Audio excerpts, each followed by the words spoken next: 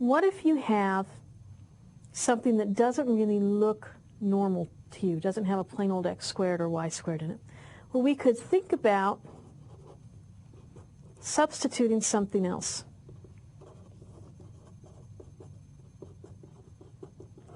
And this is like giving something a nickname.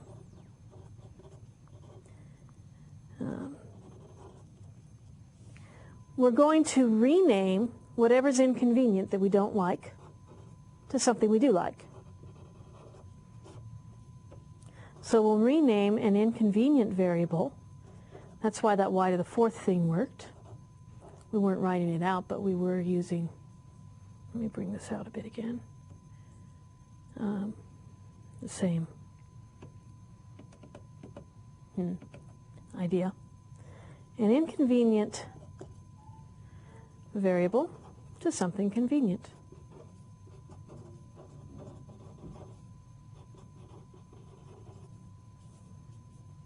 Something nicer. Okay. So let's look at an example and see how that would work. We want to factor 2 times the quantity x plus 3 squared plus 5 times the quantity x plus 3 minus 12. Now you could multiply it all out, simplify it and factor it, and that involves a lot of steps. It will work on this problem. You will see other problems in later math classes where it becomes very inconvenient to do that. We could also recognize, hey, I've got 2 times something squared plus 5 times that same thing, but now it's not squared, minus 12. This is looking a lot like ax squared plus bx plus c, that pattern we've been working with. So instead of keeping this very inconvenient x plus 3, let's rename it. Or substitute. Let's say y is equal to x plus 3. Just give it a new name. Well, now, instead of having x plus 3 squared, I'm going to have 2 times y squared plus 5 times y, because everywhere I see an x plus 3, I'm going to put in a y, minus 12. This is looking a lot more convenient. It's what we've been doing. When you use the product sum table, you will find that that factors to, let me write what we did here. We substituted. Now we're going to factor, and that's going to factor into 2y minus 3 times y plus 4. And you can check that factoring on your own. Now we'll substitute back, because we really didn't want to keep the y's. We just put them there to get us someplace quickly.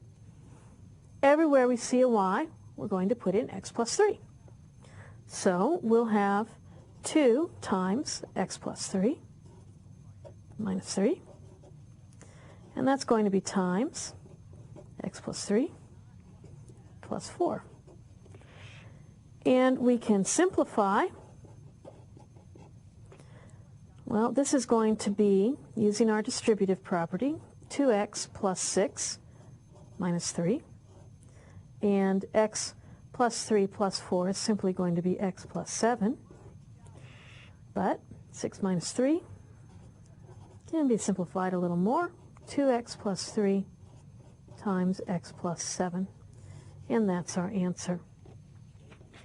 Now, these examples here at the end show you a little more complicated cases. I want to get back to what is our basic method. We have a trinomial, ax squared plus bx plus c, or some close relative in that pattern. We're going to factor that by undoing the FOIL that it came from, and our first move will be a product sum table. where we're looking for factors of the product A times C that add to B. Once we find those factors, we're going to rename the middle term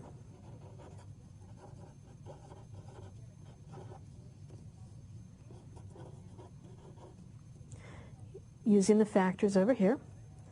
And then we're going to factor by grouping. Overall, when you are factoring, remember that your hierarchy is, first of all, check for the greatest common factor. Then, check to see if you can factor by grouping. Then you're going to look whether you should be factoring a trinomial using this method. And that is the end of this segment.